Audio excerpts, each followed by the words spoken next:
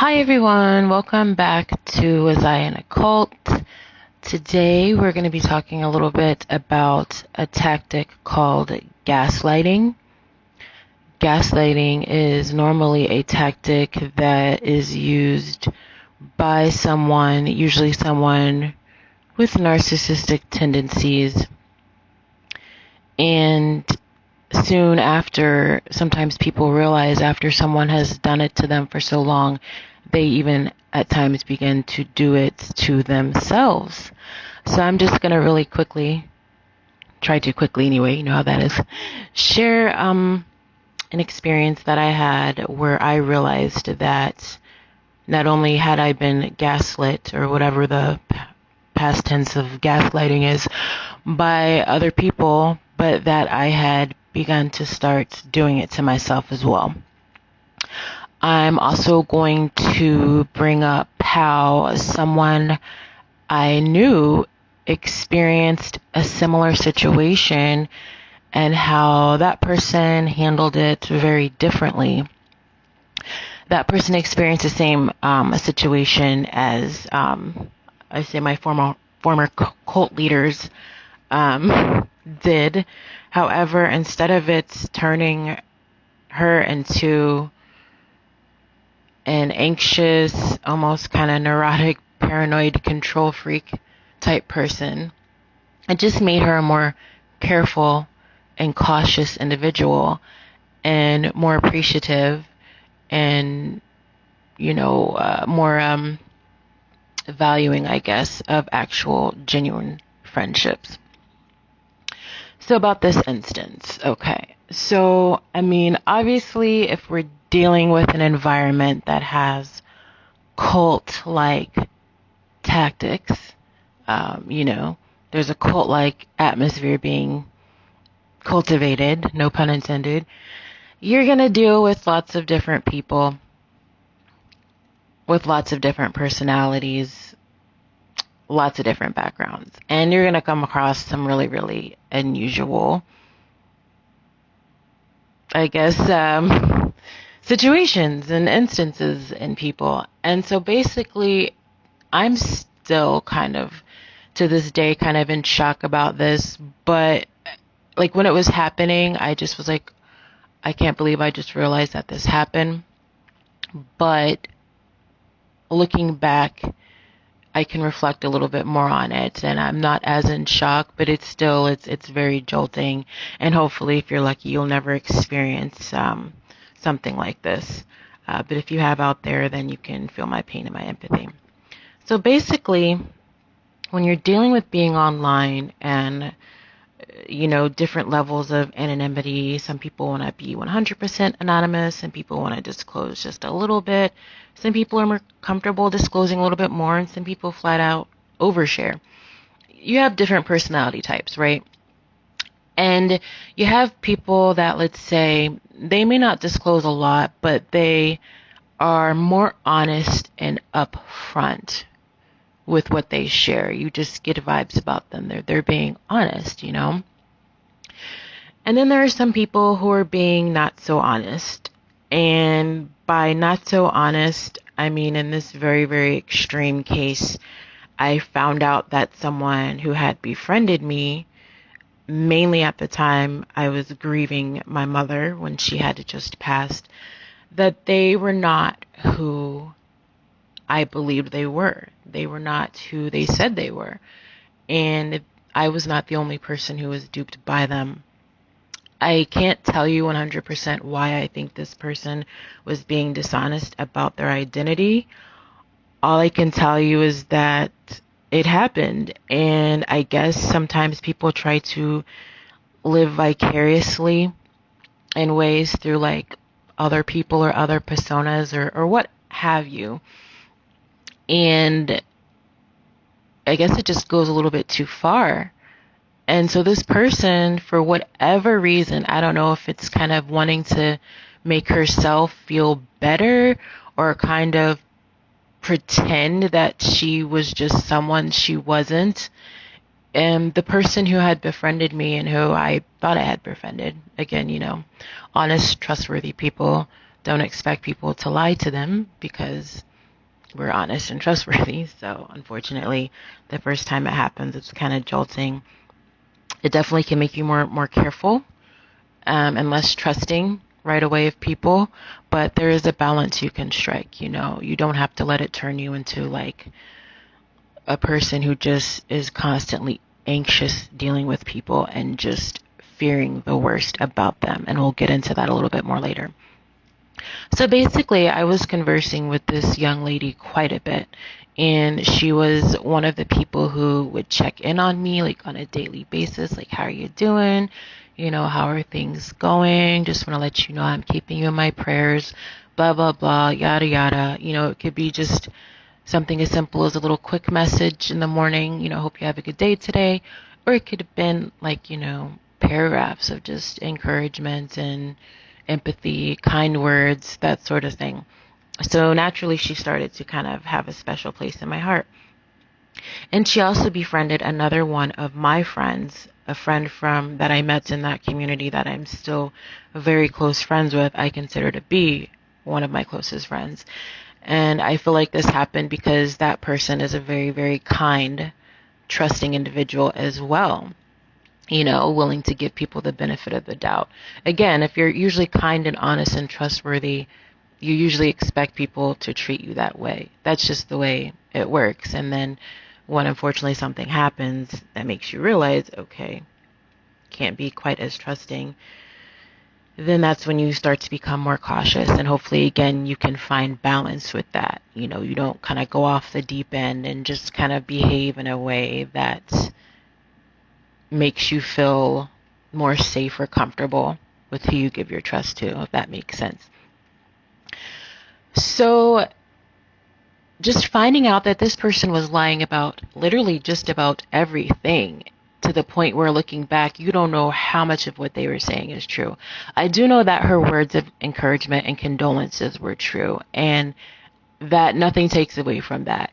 The help and assistance that they brought me at the time while reading them, that's something that can't be undone or taken away, or that won't be discredited. So on the one hand, I'm like, okay, somewhat appreciative for the interactions I had with that person. However, when it came to just sharing details about her life, we just come to find out that just about anything you can imagine about her was a lie.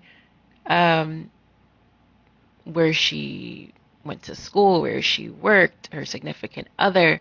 And the biggest lie that happened, that kind of I think is what kind of tipped people off, was her significant other, who she was lying about her significant other as being, which again, this is where it sort of kind of starts to veer into like Twilight Zone territory.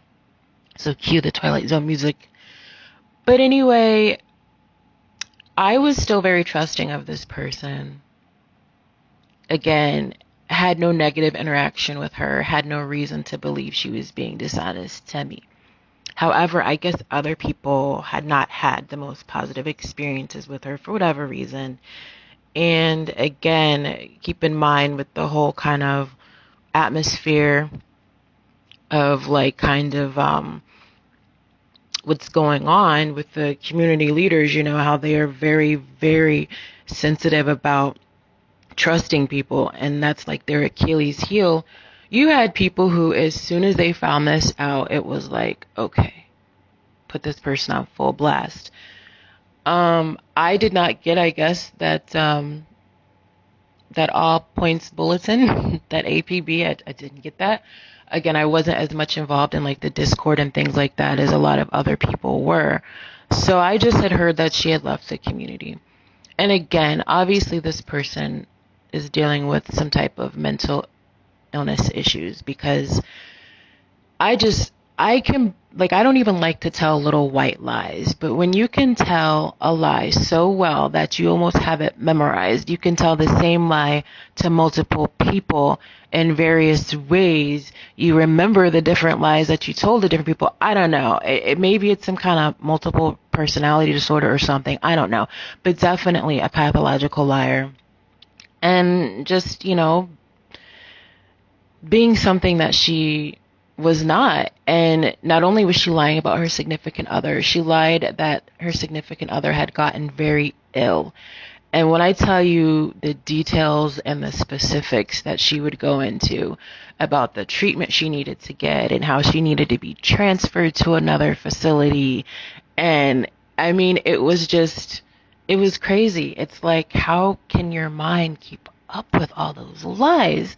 It's psychotic. But again, I have empathy for the person because they never did anything downright, outright, like malicious towards me anyway. And from what I was told, even the leaders of the community, they hadn't done that to other people. It was just a red flag for them because, again, their trust issues, which is understandable there. I agree with them there with that, okay?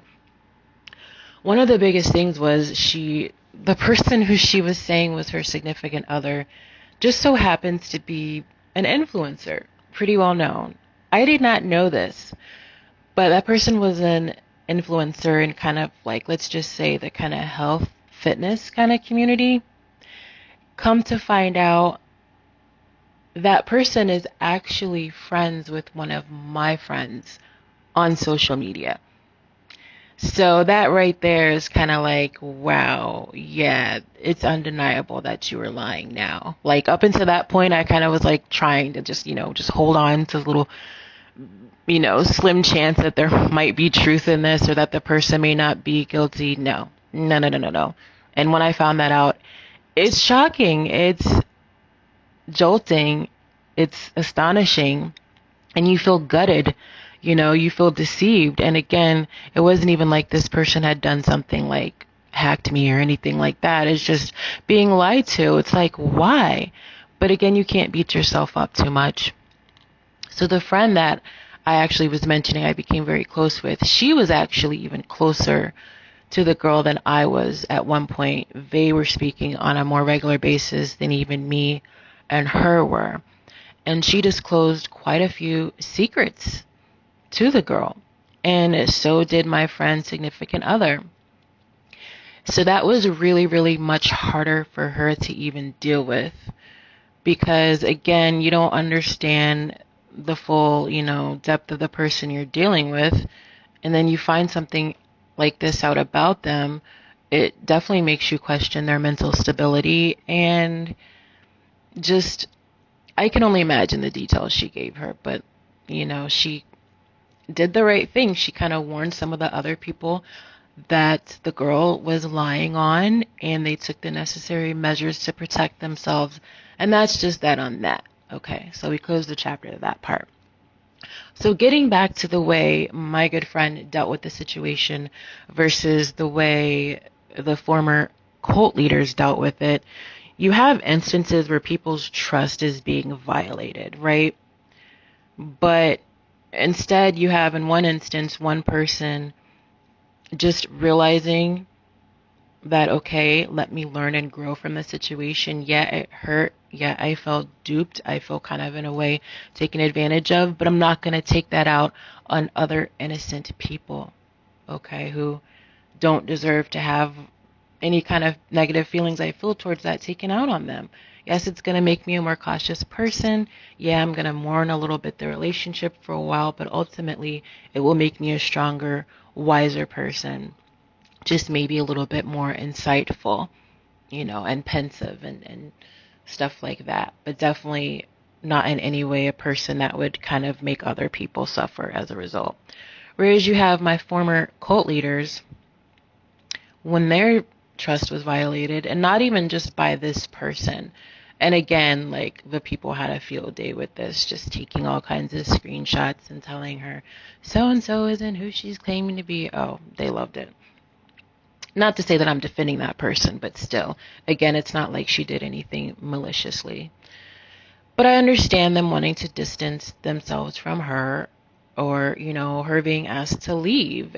So again, though, I wasn't as involved in the community and with those other people who had already realized that. So I'm still talking to the girl and everything, and clearly she knows I don't know. And, I find out that she left the community. I'm like, okay, whatever. I understand it's not that peachy, so it didn't really shock me when I found out she was one of the people to have left out of a few people that I found out that out about. But the thing is, when I found out, when it was brought to my attention, because the cult leaders had actually given me a heads up. And this, I think, is back when they still kind of really cared about the people in their community somewhat. And they're like, just so you know, we're not trying to get in the middle of it, but we've been given a little bit of intel that this person is not as honest as you may think they seem. Of course, I did not want to believe it. Of course, I, took measures to defend that person. I didn't put my foot down and 100% say, oh no, you guys are wrong, blah, blah, blah. But I definitely was like, okay, I'm definitely going to further look into this, but I don't want to believe it, you know? So when it comes out that the person indeed is being completely untruthful about who they truly are, her real profile is discovered and everything, kind of makes you also wonder how they found this out. But anyway, the way my friend found out was 100% honest. It didn't involve any kind of hacking or cyber stalking. It was just that one strange coincidence that really, like, again, her sending pictures of this girl who is a major influencer in the health and fitness community. And it's like, how bold can you be? Like, if you're going to make up a fake significant other, can you not make it a famous person? Like, I don't know. Again, she was going through it, the poor girl. So that person was made aware. That person is, they're, taking the necessary measures to protect themselves. And again, that person is friends with another one of my friends who is very much into health and fitness and things like that. Kind of an influencer in that arena as well. Not as well known, but just, again, the fact that they're friends and that, what are the odds of that? But again, it's like the universe was telling me, like, I needed this solid piece of evidence, to just prove it for closure. Okay, I was like, okay, I can't deny it. It is what it is. Severed ties with the person, was very tempted to just be like, how could you do this? Why are you doing this? What is the reason?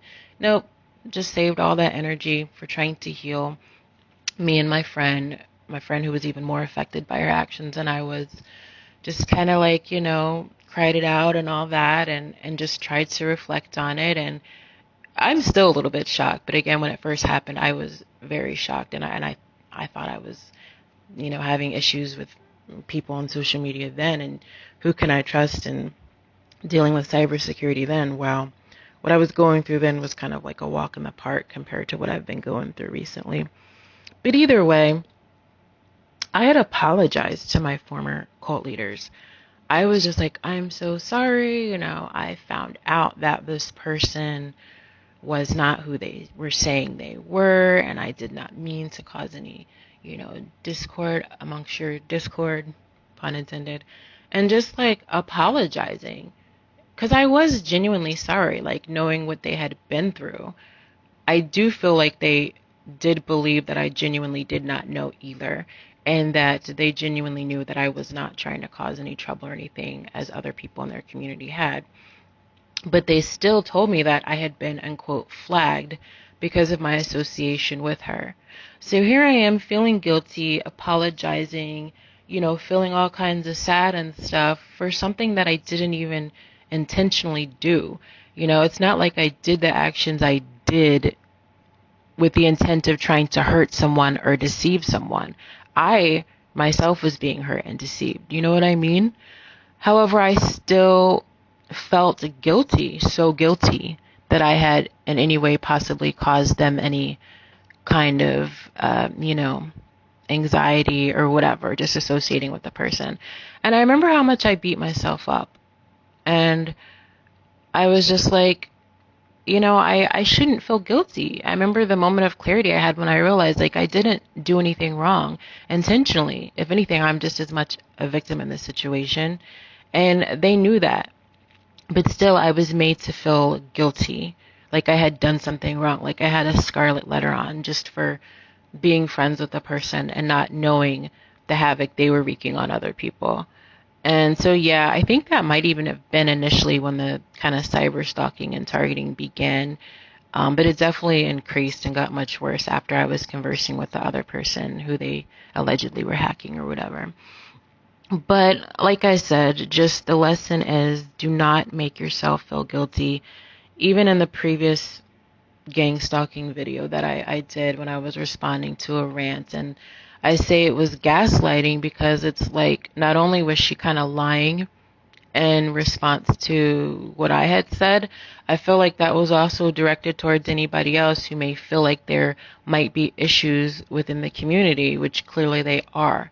It's kind of like, no, that's kind of more so a figment of your imagination. There's nothing to worry about. This is a completely healthy community filled with love and kindness. If you have any anxieties, that's on you, blah, blah, blah, yada, yada, yada, all that stuff that was said. So again, the kind of gaslighting tactics, right? Which kind of was what after a while, when you deal with that, you do start to do it to yourself. I was like, how could I be so, foolish to associate myself with that person? And oh my goodness, I caused them so much anxiety. Mind you, I'm not the one who was trying to hack them or blackmail them or dox them, and neither was that person. At first, I feared that maybe she had a relationship to those people, but she didn't. So just the beating yourself up for something that you should not even feel guilty for and you are not wrong for. Again, just some of the kind of tactics that go on.